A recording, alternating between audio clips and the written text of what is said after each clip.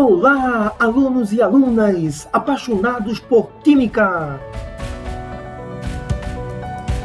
Sejam todos muito bem-vindos a mais uma aula em forma de vídeo com seu professor Heber Barbosa.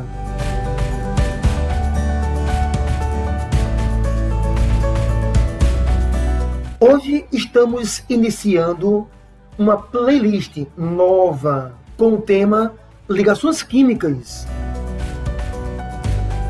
E dentro dessa playlist, nós vamos abrir o estudo analisando a influência da eletronegatividade sobre as ligações químicas.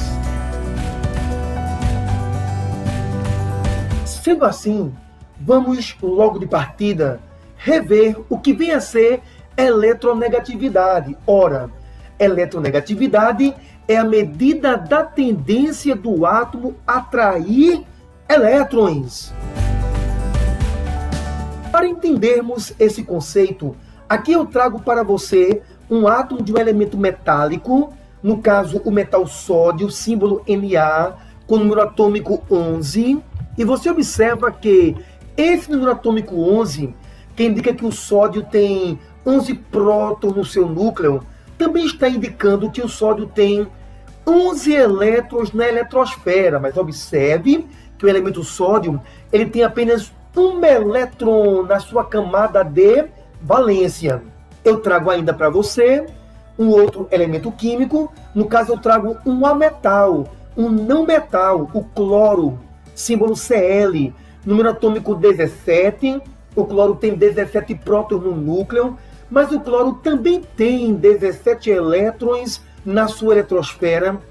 Todavia, esse ametal cloro, ele tem apenas 7 elétrons na camada de valência. Observe então o fenômeno que agora acontece. Você percebeu que o sódio perdeu elétron e o cloro recebeu elétron. Interessante, você percebeu na mudança da imagem que quando o cloro recebeu elétron, nós mudamos o símbolo Cl para Cl-, porque ao receber elétron, tivemos aqui a formação de um ânion, no caso o ânion cloreto. Você percebeu também na mudança de imagem que quando o sódio perdeu o elétron, ele passou a ser o Na+, o cátion sódio. E esse fenômeno foi tão importante, é tão importante, que eu vou repetir o fenômeno para você. Observe. Vamos observar então? O sódio perdeu elétron. E esse elétron está sendo absorvido pelo cloro. Temos então a formação do ânion cloreto e a formação do cátion sódio. Então, podemos entender que o cloro, que é ametal, aliás, qualquer ametal é muito eletronegativo. Lógico, nós temos ametais mais eletronegativos que outros ametais. Ametais, na verdade, apresentam forte tendência de ganhar elétrons. Por outro lado, metais são pouco eletronegativos, ou seja, metais têm baixíssima tendência de absorver elétrons. Metais apresentam baixa tendência de ganhar elétrons, ou seja, os metais apresentam elevada tendência de perder os seus elétrons. E elevada tendência de perder elétrons significa dizer elevada eletropositividade. Os metais, eles são eletropositivos. Mas não é apenas a eletronegatividade que é fundamental para o nosso estudo atual. 3 principais propriedades periódicas são relevantes para esse estudo. E faremos aqui um resumo. Então, nós temos o raio atômico, a eletropositividade e a eletronegatividade, onde você lembra que o raio atômico é a distância do núcleo, do centro do núcleo, até a camada de valência. Nós lembramos que os átomos mais para a esquerda e mais para baixo são os átomos com maiores raios atômicos. A eletropositividade mede a tendência do átomo perder os seus elétrons. E aqueles átomos que têm maiores raios atômicos, eles apresentam o elétron mais distante do núcleo. Esse elétron distante do núcleo, ele é perdido, liberado com muita facilidade. Isso quer dizer que os átomos com maiores raios atômicos também são os mais eletropositivos. E os átomos que estão, logicamente, mais para cima e para a direita na tabela periódica, eles são os átomos de menores raios atômicos. São aqueles átomos que têm os elétrons mais próximos do núcleo. Então, o núcleo exerce uma maior atração pelos elétrons, facilitando, intensificando a tendência de absorver elétrons. Então, os átomos eletropositivos têm grandes raios atômicos, os átomos eletronegativos têm pequeno raio atômico. Lembrando, no grupo 18, não é, antigamente chamado 8A, no grupo dos gases nobres, nós não encontramos a tendência de perder elétrons, nem a tendência de ganhar elétrons. Ou seja, eletropositividade e eletronegatividade não são definidas para os gases nobres. Avançando em nossos estudos, vamos ainda fazer aqui uma revisão acerca dos elementos representativos e de que maneira a eletropositividade e a eletronegatividade está expressa dentro dos elementos representativos.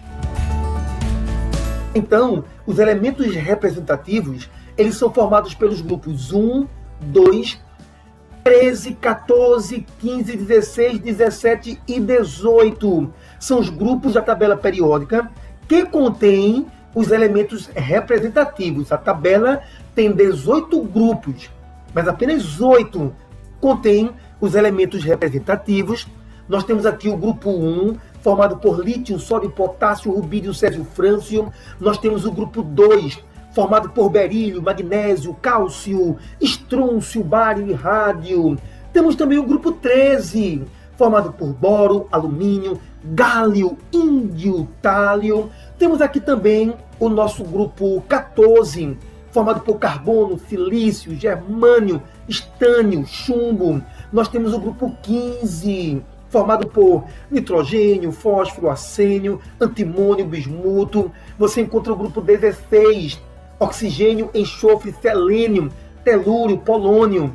Temos também aqui o grupo 17, formado por flúor, cloro, bromo, iodo, astato. Você encontra o grupo 18, formado pelos gases nobres, hélio, neônio, argônio, criptônio, xeônio, radônio. Outra coisa importante, o grupo 18, ele é chamado grupo dos gases nobres, mas o grupo 17 também tem um nome, é o grupo dos halogênios. O grupo 16 é o grupo dos calcogênios. O grupo número 2, metais alcalinos terrosos. E você lembra do grupo 1, o grupo dos metais alcalinos. Aqui nós temos os elementos químicos mais recentes. Observe que eu coloquei esses elementos químicos aqui um pouco depois, porque eles são elementos recém-descobertos, descobertos de 1999 para cá. Então são os mais novos elementos químicos. Aqui você tem o OG, o organesso, o mais novo, mais recente, gás nobre.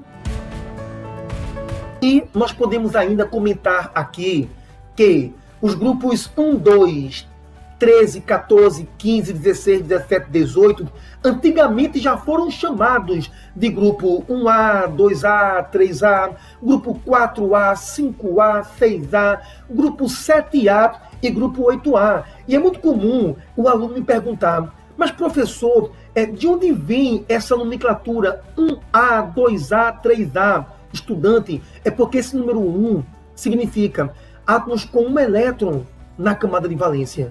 Grupo 2, 2A, 2 elétrons na camada de valência.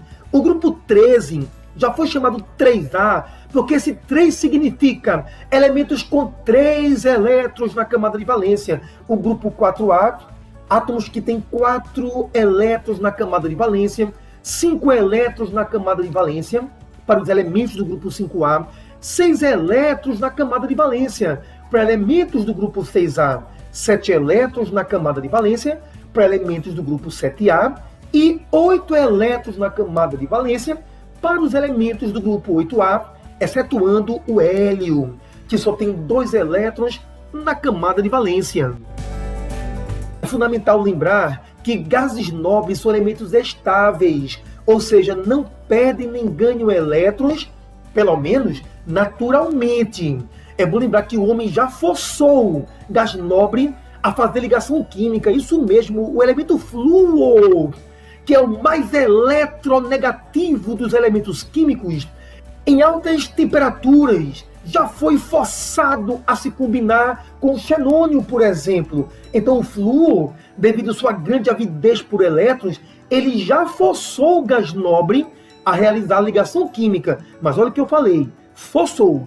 Naturalmente, gás nobre não perde nem ganha elétrons. Naturalmente, o gás nobre não realiza ligações químicas. Nós temos aqui ainda os ametais. É fundamental que o aluno consiga, na tabela periódica, perceber quais são os ametais. Na verdade, é lá no grupo 3A que você encontra o primeiro ametal, no caso o boro. Depois você tem 2 ametais, carbono e silício, 3 ametais, nitrogênio, fósforo e arsênio. E uma coisa interessante, que você tem no grupo 3A, o primeiro grupo que contém algum ametal, e é um ametal só. No segundo grupo que traz ametais, são 2 ametais. No próximo grupo, 3 ametais. No próximo grupo, 4 ametais. No próximo grupo, 5 ametais. Então, observe, começando com o boro, você tem uma escadinha aqui, bem regular, que te ajuda a perceber quais são os ametais. Aqui nós temos, então, excluindo os ametais, nós temos os metais. Lembrando a você que o hidrogênio, ele não é metal. O hidrogênio não é metal e muito menos gás nobre. O hidrogênio, na verdade, ele é apenas hidrogênio. É importante também lembrar que o hidrogênio, que não é metal, nem ametal, nem gás nobre, mas ele tem um comportamento muito próximo do comportamento dos ametais. É por isso, então, que algumas tabelas periódicas já foram publicadas colocando hidrogênio aqui no grupo 7A, no grupo dos halogênios, mas você sabe que o hidrogênio não é halogênio. Assim como o hidrogênio também não é metal alcalino, ok? O hidrogênio não é metal, o hidrogênio não é ametal. Por isso mesmo que o lugar mais adequado para o hidrogênio seria esse local aí, isento de um grupo específico. É importante também lembrar que os ametais são muito eletronegativos, os metais são pouco eletronegativos. É importante saber também que se os metais são pouco eletronegativos, eles são muito eletropositivos. Ou seja, os metais têm forte tendência de originar cátions, assim como os ametais, uma forte tendência de originar ânions. Vamos então, neste momento, iniciar o estudo da ligação iônica. A ligação iônica, ela é realizada normalmente, o caso mais comum, entre metal de baixa eletronegatividade e ametal de elevada eletronegatividade. Na ligação iônica, o metal perde seu elétron para o ametal. Então entendemos que na ligação iônica nós temos a combinação entre átomos com grande diferença de eletronegatividade. Inclusive isso aqui é uma temática importantíssima dentro do estudo da ligação iônica. Átomos com grande diferença de eletronegatividade, porque é necessário um átomo puxar elétron do outro.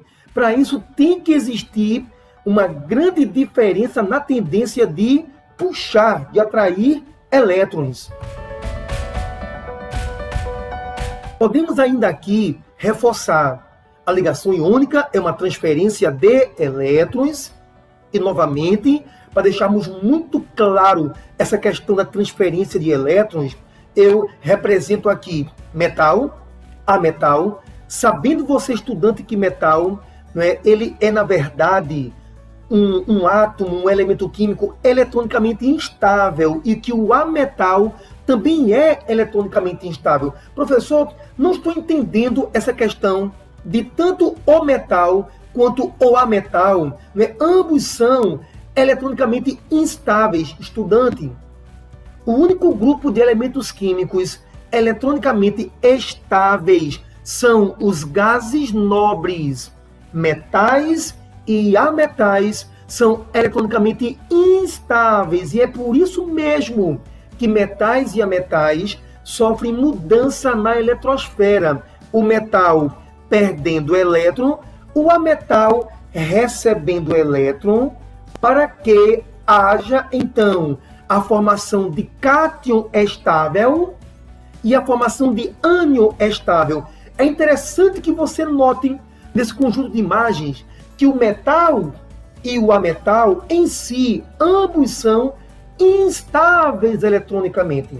Mas, após a transferência de elétrons, nós temos a formação do cátion, nós temos a formação do ânion, e essas espécies são estáveis eletronicamente. Então, a ligação iônica, a transferência de elétrons, é uma busca para a estabilidade eletrônica. Então, note que a ligação iônica é, na verdade, uma atração mútua entre cátions e ânions. Isso mesmo, a ligação iônica é uma atração eletrostática. A ligação iônica são espécies de cargas opostas, cargas positivas e cargas negativas, sofrendo atração. Isso é a ligação iônica. Então, observe nessa mudança de imagem que o cátion se aproximou do ânion, reforçando a ligação iônica. São íons que se atraem mutuamente. Detalhe, íons que agora estão eletronicamente estáveis.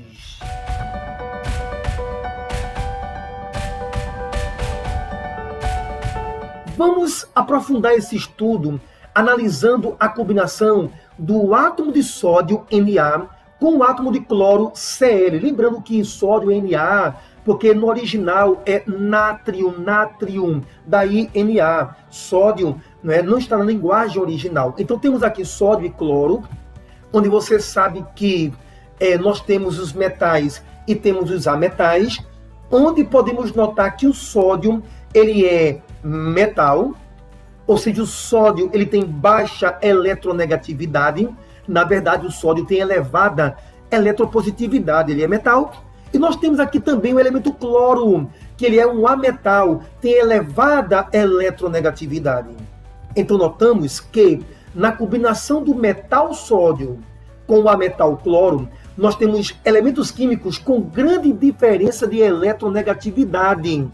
E essa grande diferença de eletronegatividade caracteriza a chamada ligação iônica. Estudante, vamos ainda observar o mecanismo da ligação iônica. Como ocorre a formação da ligação iônica, por exemplo, entre o sódio e o cloro, apenas por exemplo. Nós temos aqui novamente a tabela periódica, onde você encontra o sódio pertencendo ao grupo 1A, ou grupo 1, ou seja, átomo que tem um elétron na camada de valência. Você encontra ainda aqui no grupo 7A, ou grupo 17, no grupo dos halogênios, o elemento cloro, inclusive apenas ressaltando que o sódio do grupo 1, ou 1A, ele é um metal alcalino. Já o cloro do grupo 7A ou 17 é um halogênio, mas o que é mais importante aqui é que você entenda que essa expressão 7A, 7 elétrons na camada de valência. Então o que notamos é que o sódio perde elétron, se torna positivo, o cloro ganha elétron, tornando-se negativo. Você percebeu a transferência de elétrons, o metal perdendo elétrons, formando cátion, o ametal ganhando elétrons, formando ânion.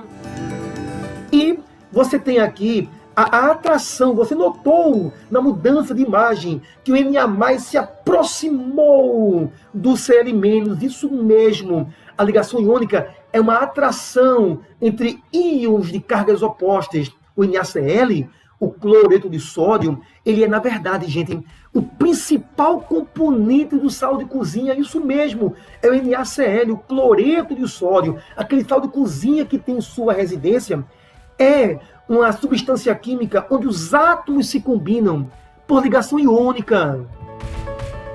Toda estrutura química que apresenta ligação iônica é denominada de substância iônica. O professor Heber Barbosa, iônica é o nome que se dá à ligação química feita entre os átomos? Ou iônica é o nome que se dá à substância química? As duas coisas. Quando há uma transferência de elétrons entre os átomos, a ligação química é iônica. Metal com a metal, lembrando que essa linguagem metal com a metal é apenas uma linguagem simplificada.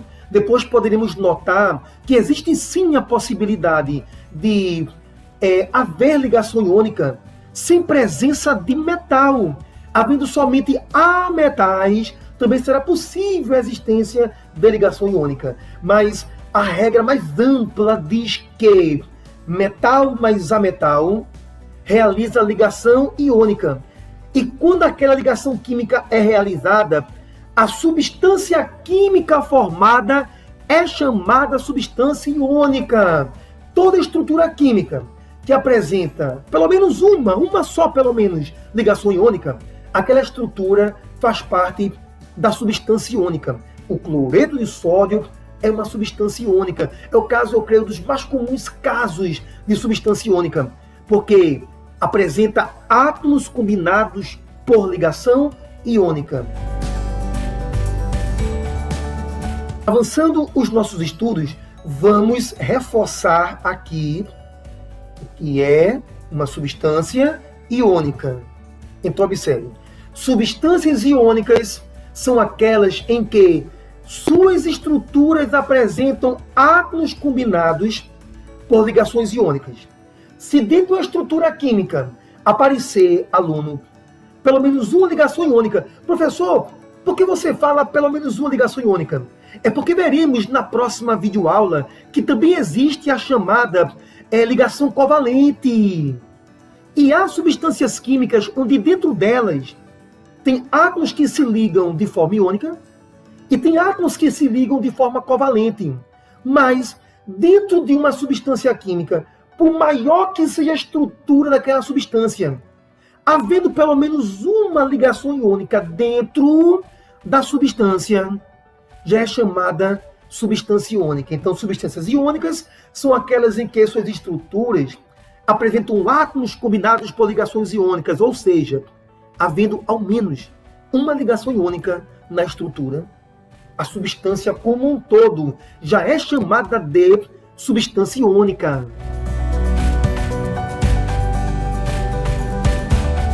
Podemos ainda aqui aprofundar esse conhecimento acerca da ligação iônica, acerca dos compostos iônicos. O cloreto de sódio, exemplo de composto iônico, é constituído por um aglomerado de íons. Como assim, aglomerado de íons? Vejamos. Note neste zoom que você tem cátions e ânions aglomerados, amontoados. O ânion Cl-, o cátion Na+. Uma pequena curiosidade, professor, por que o Na+ é tão pequenininho? Porque, estudante, quando o átomo perde elétrons, o raio atômico diminui. Professor, porque o Cl- é tão grande, é tão maior que o Na+? Que quando o átomo ganha elétron, torna-se ânion, seu raio atômico aumenta. Mas o que é importante você notar aqui é o aglomerado de íons. E, na verdade, esse aglomerado é uma estrutura bem organizada, conforme você nota nessa outra imagem. Essa outra imagem aqui é o chamado retículo cristalino. Não é? O composto iônico, não é? A sua estrutura é reconhecidamente retículo cristalino, uma estrutura que tem uma certa organização. Então, voltando à imagem como um todo, nós temos aglomerado de íons. Nós temos os íons organizados no retículo cristalino. Na verdade, estudante, quando você trabalha com compostos iônicos, as expressões aglomerado de íons, retículo cristalino, são expressões associadas a composto químico iônico, composto que apresenta a ligação iônica. Isso mesmo, na verdade, os termos aglomerado de íons, retículo cristalino, estão intimamente associados à estrutura, à própria definição de substância iônica.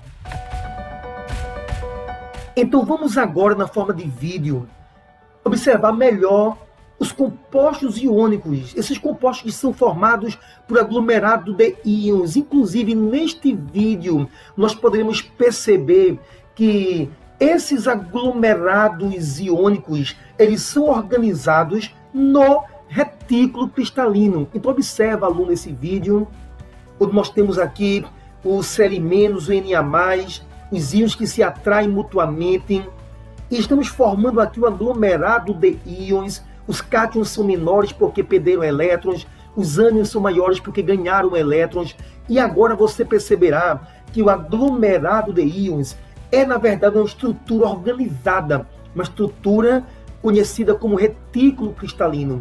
Observe bem essa imagem importantíssima, o retículo cristalino típico dos compostos iônicos. Importante análise desse vídeo. Sendo assim, estudantes, nós chegamos ao final da primeira aula de nossa playlist. Vários vídeos irão estudar as ligações químicas. Começamos estudando as ligações iônicas. Agora escute bem, nesse momento é a hora de aplicar a teoria na forma de resoluções de exercícios. Como é que eu vou realizar exercícios, professor? Escute bem, esse conjunto de slides que eu utilizei para gravar esse vídeo, esse conjunto de slides tem um link aí embaixo, um link para você clicar, abrir esse conjunto de slides do Google Apresentações, e após essa tela você vai encontrar diversos exercícios gabaritados para que você possa compreender melhor tudo aquilo que você aqui estudou. Lembrando também que haverá um outro link no qual eu envio para você um material na forma de Google Formulários, onde você fará exercícios de diversos vestibulares para avaliar a sua aprendizagem. Chegamos então, estudantes de Química, apaixonados por essa ciência, a Química. Chegamos ao final de mais uma videoaula, reforçando, foi a primeira videoaula de uma vasta playlist sobre as ligações químicas. E eu quero aqui convidar a todos vocês para juntos participarmos do segundo vídeo, onde iremos estudar as ligações covalentes. Até o segundo vídeo, alunos, estudantes de Química!